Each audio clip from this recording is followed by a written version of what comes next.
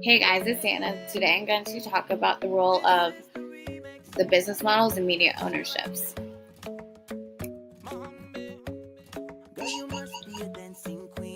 During the 1920s, the radio station owners considered two different models.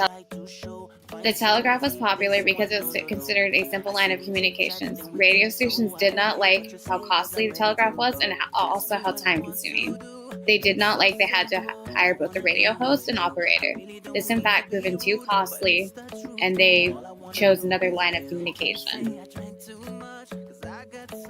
Another model that was considered during the 1920s was the telephone. In fact, easier to translate. However, the constant fault of both the telegraph and telephone is the cost of minutes it takes to produce messages.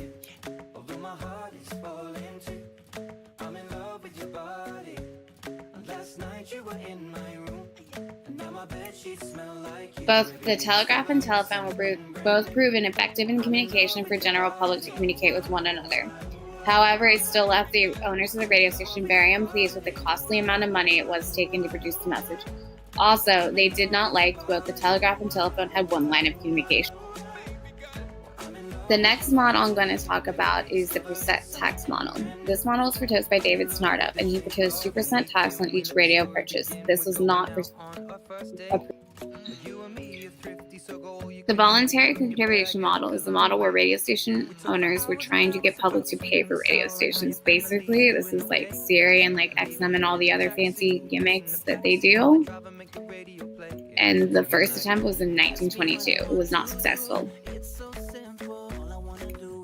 The government or ownership model. This just happened after World War I. This basically stated the Navy would take full control of media and the general public would have no say. This, however, did not end up happening.